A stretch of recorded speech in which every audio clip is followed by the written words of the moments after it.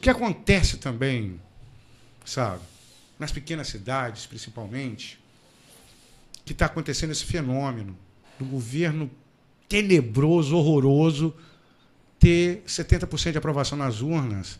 Isso está muito relacionado com a hipnose nociva que existe, geral, coletiva, da sociedade inteira, dessa discussão infrutífera de esquerda e de direita, de Lula e Bolsonaro. As pessoas se esqueceram que elas moram na cidade e ficam discutindo o país. Gente que não sabe o que é que tem no outro lado do Rio Itabapoana, quer discutir geopolítica do Oriente Médio, quer discutir sociologia, não sabe nem o que é esquerda e direita, não sabe de nada. Aí fica nessa boçalidade coletiva dos dois lados. Dos dois lados. Compartilho. Dos dois lados. A esquerda é tão boçal quanto a direita, nessa discussão insana. Aí por isso que acontece, porque a situação do Brasil está muito melhor que a de Bom Jesus. Bolsonaro, por exemplo, fez o que fez na pandemia e ele pagou caro por isso nas urnas. Foi a atuação dele na pandemia, isso mesmo ele já reconheceu em entrevista depois da derrota das eleições. Ele reconheceu que ele cometeu excesso na pandemia que custou a eleição dele. Custou o fato de ser o primeiro presidente no poder não conseguir se reeleger. Ou seja, o eleitorado brasileiro penalizou ele. E aqui em Bom Jesus aconteceu o mesmo. Quando o Roberto Salim entregou a prefeitura para o prefeito Paulo Sérgio, Bom Jesus de Itabapoana tinha um dos menores índices de letalidade do coronavírus do estado do Rio de Janeiro. Triplicou, porque entrou o negacionismo científico aqui, começou a distribuir kit Covid, retiraram o doutor Alcemar, que estava fazendo um trabalho de excelência, seguindo aquilo que a ciência preconiza.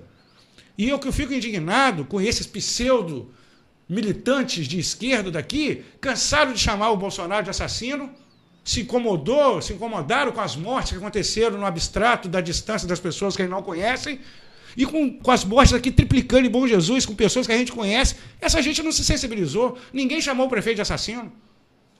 E eu denunciei isso em março. Eu esperei completar 3 meses para mostrar o estrago que estava acontecendo. Entrou a vacinação em maio, continuou 3 vezes mais o número de mortes nessa gestão assassina do seu Paulo Sérgio Cirilo, se comparado com o Roberto Salim. E cadê a esquerda de Bom Jesus para combater isso? A virulência, mesmo que teve com o Bolsonaro, deveria ter aqui, ué. Afinal de contas, era o vizinho que estava morrendo. Aí mudou de Bolsonaro para Lula. O que mudou aqui em Bom Jesus de Itabapoana? Nada. Absolutamente nada. Mudou. A Dilma, ela deu uma invertida ideológica, porque o Lula sempre foi pragmático. Nunca foi ideológico. O Lula sempre fez questão de falar que não era nem de esquerda. Exatamente. Agora, Dilma Rousseff entrou com ideologia da guerrilheira, tá? Aí começou, antigamente era GLS, gays, lésbicas, simpatizantes. Agora é LGBTQIA+.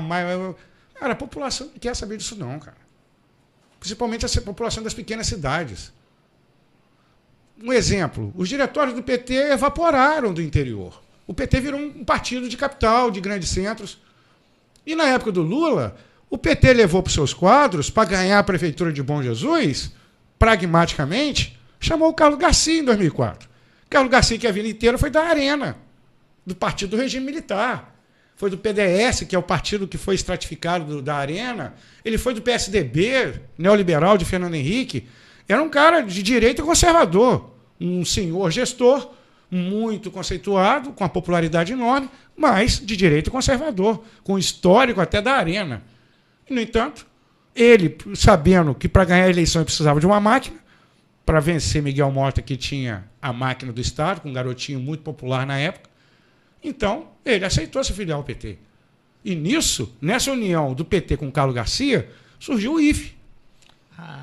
Foi nessa Foi época. o acordo que o PT fez com o Carlos Garcia. Tanto que, no comício do Carlos Garcia, que teve na praça, o grande figurão que veio foi o secretário-geral do Ministério da Educação, o número 1 do Haddad. O cara que fica abaixo do Haddad. O Fernando Haddad era o ministro da Educação do Lula nessa época. Foi dos 2 governos Lula. Então veio o secretário-geral do Ministério da Educação como representante do PT nacional. Tá. Aqui no comício de 2004. Então, isso era pragmatismo. O principal nome do PT depois disso foi o Paulo Guerra. Paulo Guerra. Paulo Guerra era um cara conservador de direita, foi um entusiasta, organizava as caravanas do Collor na eleição de 89, Bom Jesus. Você foi um cara da direita, conservador. Mas ele se alinhou com o Luiz Sérgio, deputado do PT, que vem dos movimentos eclesiásticos de base, coisa que o PT abandonou. Por isso que hoje os católicos praticantes são radicalmente contra o PT, contra Lula. Tem a falsa ilusão de que o eleitorado evangélico massivamente vota contra Lula, é bolsonarista. E o eleitorado católico é a favor do Lula. Mas tem um erro aí. Porque o evangélico, todo ele é praticante. Já o católico, não. Tem um católico praticante e não praticante. Eu sou um católico não praticante. Agora, os católicos praticantes, eles são mais bolsonaristas que os evangélicos. Será, Fred? Não tenha dúvidas. Vai na igreja matriz aqui do Senhor Bom Jesus, os fiéis, apesar dos padres serem progressistas, o bispo da paróquia do Senhor Bom Jesus, Dom Francisco Roberto, tem visão progressista e se manifesta na visão progressista, os fiéis ali, 90% é bolsonarista. De 80%. E no abrigo é a mesma coisa. No abrigo, o bispo, ele faz discurso proselitista contra a esquerda. O maior evento católico do estado do Rio de Janeiro acontece aqui em Calheiros, que é a peregrinação de Nossa Senhora Aparecida, com 10 mil fiéis e 20 paróquias, seja do sul do Espírito Santo e do noroeste fluminense. E o bispo faz discurso contra o socialismo lá. Ele não faz homilia, não, ele faz comício contra o socialismo. Rapaz. Então não tem essa. O católico praticante, majoritariamente, no mínimo 70% é bolsonarista. Essas pessoas não têm noção do que acontece no interior do país.